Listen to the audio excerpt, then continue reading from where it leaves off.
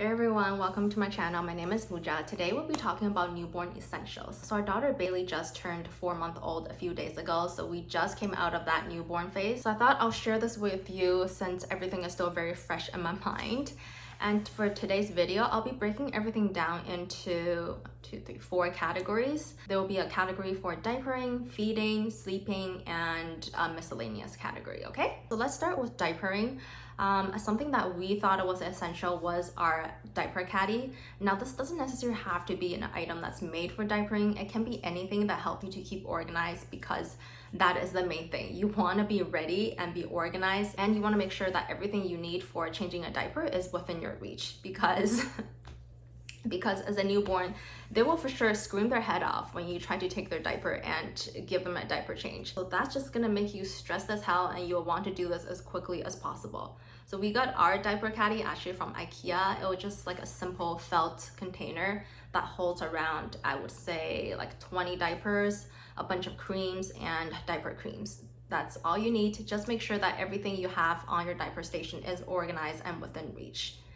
And speaking of diaper creams, since she was born, we started using 2 different kinds of diaper creams. We started off with this one. It's called the Earth Mama diaper cream. It looks like this. It's very tiny, but it lasts a really long time. We really like this one because it smells really great. Most of her baby products don't really have a scent to it, but this one has like a very earthy scent. It smells really nice, and I believe it's oil-based because it's quite oily when I put it on her, and it's very smoothing. It makes her bum feel so nice. That's why we really like using this one on a daily basis. However, why we have 2 is because that I think by a second month of her life, she started getting really bad diaper rashes, and that cream was just not enough to kind of like cure it, to make it go away. So we got this one, a Sudocrem.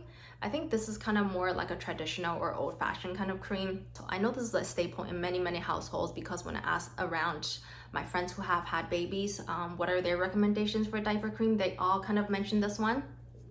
But we all agree that we don't really like using this one on a daily basis because it's very chalky, it's very thick, it's very rubbery. It even smells kind of rubbery to me, and it's just really hard to get off of the baby's bum, your own hands. It's hard to get it out of your nails. It's hard to get it out of their clothes. So unless she has like a bad diaper rash blowout, I don't usually go for this one, and I'll just stick with this one on a daily basis. Another item that we absolutely loved for changing her diaper is her diaper pad, which is this Keekaroo diaper pad. I think it's more known as the peanut diaper pad because it's the peanut shaped, and it's like this. It is absolutely huge. I didn't realize this until I picked it up. It's way bigger than I imagined. It is also very sturdy and very heavy. So I'm not sure why it turned yellow on the back actually. It is so easy to clean. She's had a billion blowouts on this, and we just wipe it clean with a wipe. But actually, now that I'm looking at the camera, I do see like a bit of a yellow tint over here.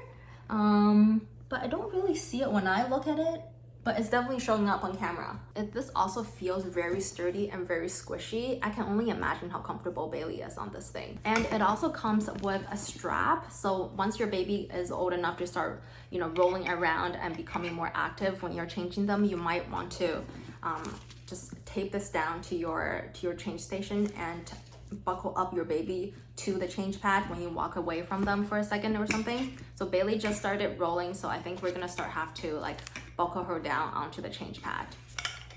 But yeah, overall we love this. This is definitely an investment.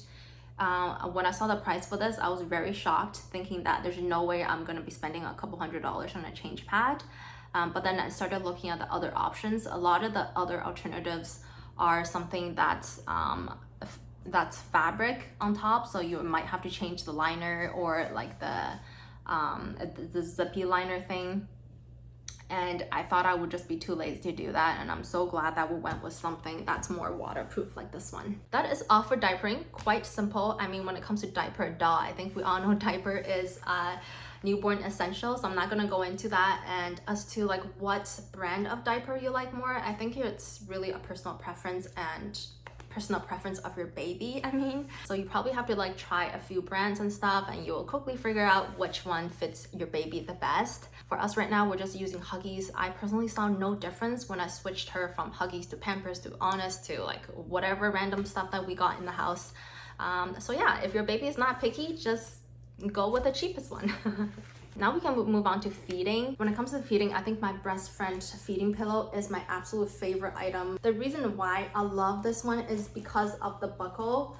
It just secures around your waist so well. It creates a very sturdy platform for you to put your baby on. Like, I'll demonstrate it for you guys. So it clips onto my body, and it has adjustable Velcro over here. So you can make it as tight as you need or as loose as you need. And it's pretty sturdy. It has a bit of a contour effect on here. So where your baby's head lie over here is a bit taller than the rest of the platform, so that it creates like a bit of a lift for them. So your baby is not really drinking with their head even lower than the body. And over here, it's got a compartment for you to put in some tissue, some snacks, your phone, whatever you need. I just love this thing. And the cover for this is also machine washable, so I have taken this off and washed it before. There's a zipper for you to take this off. I got another pillow before this one. It's the Snuggle Me Organics. I think I probably have seen this in too many bloggers' videos or photos. It looks very nice in a nursery as a decoration, as a pillow, as anything except for nursing, basically. Why I hate this one is because there's no buckles. Tapers at the edge just makes it so easy for it to slide out of your body. A lot of times when I use this, Bailey just end up between me and the pillow. It's not supporting anything. So yeah, I've had like no success using this as a breastfeeding pillow. I hated it. Although I have to say it does look really cute in the nursery, but honestly, other than that, it has like no use. I know that on the website it says that you can also make the baby do tummy time on this, but when your baby is only around 0 to 3 months, this thing is way too high and way too big for them to do tummy time on. So yeah, it was a waste of money. Another thing that you'll probably want, whether you want to breastfeed your child directly from your boobs or you want to give them expressed milk, is probably invest in a breast pump. And if you live in Canada, make sure you check with your insurance policy to see if that's covered under your insurance. The one that I got from my friend is the Medela Freestyle pump. So it just looks like this. It's a very small unit. It's definitely very portable. And you buy the tubes separately and the flanges and the connector, and you can also buy the hands-free feeding bra. So you know, it looks like this, and the two things just come out through the hole over here. So yeah, I think this was definitely necessary whether you're thinking of you know, like feeding them directly from your breast or just giving them a bottle of your breast milk. And another thing that's really necessary is a Haakaa for me. I lost mine because I stopped using it. I'll insert a photo over here just to show you how it looks like. So it's basically a suction-based breast pump. So what I did initially was that my milk came in really late, so I was kind of worried that I might not have enough milk, or I just wouldn't have, my body just wouldn't produce milk. So whenever I breastfed her on one side, which usually took around like 45 minutes to breastfeed her, probably because I had so little milk. So while I'm feeding her on one side, I attach the Haakaa on the non-breastfeeding boob, just to, you know, signal the breast that it needs to create more milk. And I've done this every single time I breastfed her for around 2 weeks, I think. So in 2 weeks, I went from barely having any milk to like a ridiculous amount of oversupply. And I didn't even know it was because of the Haakaa, and the oversupply was so bad that she would constantly get choked on the boob, and it wasn't a good experience, and she's always fussing, and you can hear like the liquid going through her body.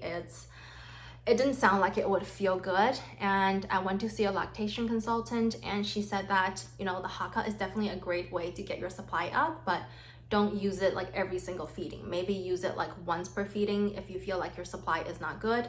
And once you achieved a balanced supply, then you really don't need to use it anymore. That's why I think Haakaa is a great like newborn essential, just to help to bring your supply up.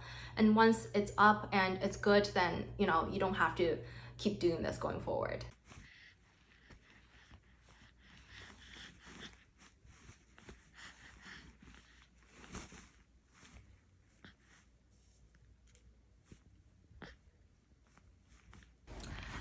Okay, I started filming the first part of the video at I think maybe 11 a.m. this morning, and now it's 9:30 and we can finally continue.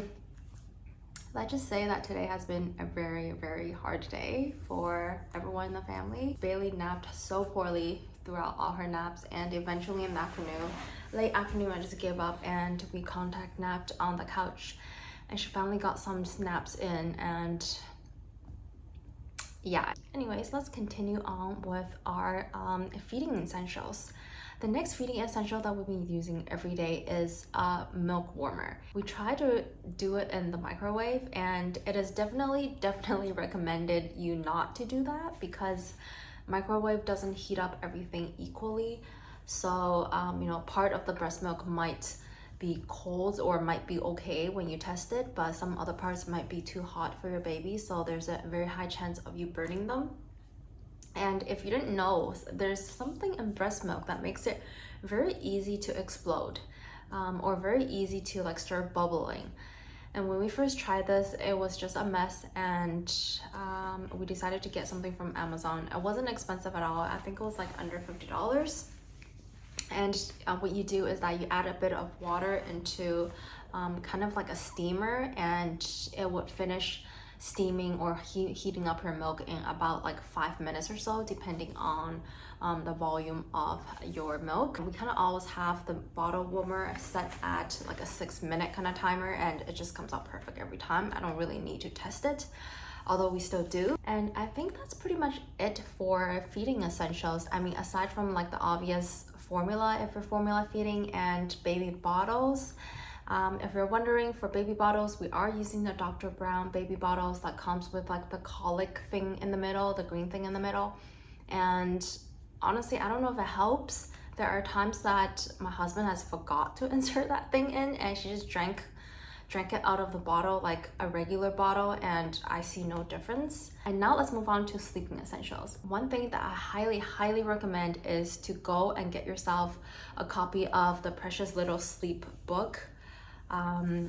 I forgot who the author is, but it is a very popular book. And if you get that book, also remember to go join their Facebook group. I joined their Facebook group, and I've asked so many questions regarding sleeps, naps on that Facebook groups, and I've always been able to get answers from, you know, fellow parents. So it's very useful, and the book is just, it helped us so much.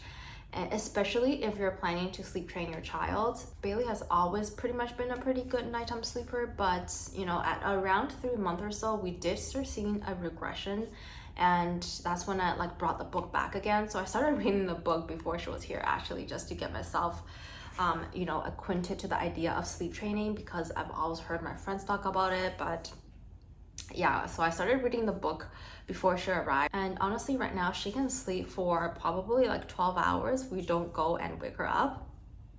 So yeah, definitely go check that out. The book is called The Precious Little Sleep. And then now a lot of the other items I'm gonna mention are probably gonna be like items that are mentioned in the book, whether you are planning to sleep train or not. So one of the first item is definitely a good swaddle, and the one that she likes to use the most is the Love Me Swaddle. And that's the kind of swaddle that makes the baby's arms go like in the surrender mode. It's not like the Velcro ones where you like tuck them in like this. So this one is like that, and you zip them up like a sleeping bag. We've tried a few other ones. We've tried the blanket version coming back from the hospital. That was the only version that was taught to us. So we just, you know, continue on with that. But very quickly, she's always able to escape out of that one. And then so we graduated to a Velcro one that I got from Amazon. I think it was the Kia baby one, and somehow she's able to escape that as well. And then my friend gave me some of their old Love Me Swaddle ups, and those are honestly a lifesaver because of the zipper. There's no way she could have escaped from that. It's not until a couple weeks, 2 weeks or so, that she started showing signs of rolling that we started to use the transitional ones, meaning that we let one of her arms out so that she can rotate back if she ever happens to flip onto her tummy. And the next item that is a must for us is a white noise machine, and the one that we have is from Amazon again. It's from the brand Dream Egg. We absolutely love that sound machine. I want to show you the real thing, but right now she's using it in her room, so I'm just gonna insert a photo right here. It looks really cute on a night table. It comes in a variety of colors. It has a night light. It has a timer if you ever want to set a timer. We actually never set a timer. Whenever she's sleeping, that thing is on for the entire time. So if she's sleeping for 12 hours, it's on for entire 12 hours. And there's just so many choices of white noises. There's naturey sounds, there's hushing noises, there's, I don't know, anything you can think of, like train track noises, TikTok from the clock, I mean. Another item that I want to talk about is the pacifier. If your baby is willing to take a pacifier, I will say you're lucky. If you're able to find a pacifier that your baby likes, you're lucky as well. Honestly, whatever tool there is to get them to sleep, just use it. We were so unsure about whether or not to use a pacifier with her, because somehow this is like another really big controversial kind of topic that, you know, once you get your baby onto pacifiers, it's hard to get rid of it. And for us, it didn't seem like she would ever grow out of it when she was around like 2-month or 3-month old. But now that she's 4-month old, she doesn't care for it at all. The one that she seemed to like the most that we've seen is the Philip Avent one. It's called the Soothie. So it looks like this. This is a really popular product, I believe, in like the baby world. So what's good about this one, especially when they're a newborn, is that this whole entire thing is one piece. And also it doesn't matter which way you insert it into their mouth. There isn't like a direction that you have to insert it in, as opposed to this is another one that she really likes, as opposed to like something like this. So this one is obviously there's like 2 pieces to it. There's the silicone piece, and then there's the plastic piece, and you pretty much have to insert the thing like this. So it's definitely really helpful. You have like a non-directional kind of pacifier, so that in the dark you can just quickly pop it back onto their mouth, because they get really pissed off when you like try to insert this and it's in the wrong way and you take it out again. Okay, another item that I want to talk about for sleeping is the Snuggle Me Organics lounger, and this is what I'm talking about. You probably have seen this a ton like over the internet. This is the same brand as that pill, the breastfeeding pill that I don't like. This is the same brand as this. The lounger I really do like.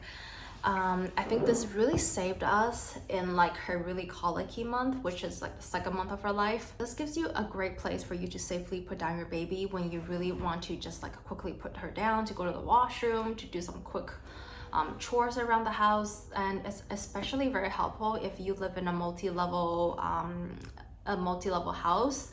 Let's say like her main dwelling or her main room, her nursery is upstairs, and you brought her downstairs. You just want to like quickly pop her down. This is like a great and easy and convenient thing to bring everywhere with you.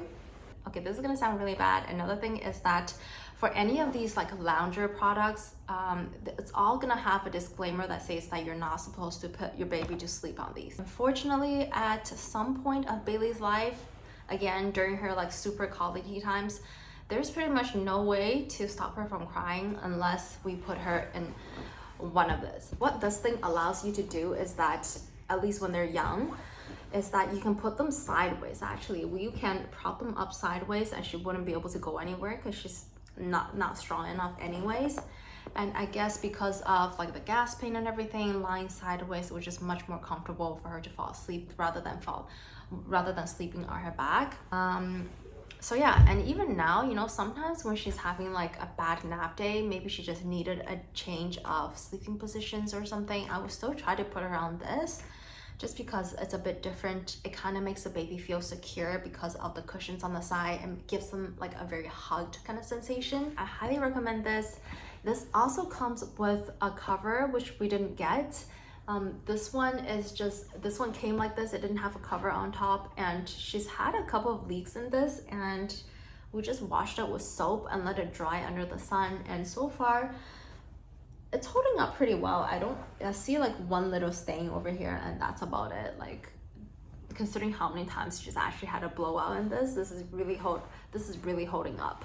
So I'm back because I realized that last night I forgot two really important items that we use every single day since she was born, and I just feel like I have to add it. And the first one is have a good pair of sleepers. And this is the one that we got from H&M. I think H&M sleepers are probably the best for value. It's got all the functions that I look for in a good sleeper.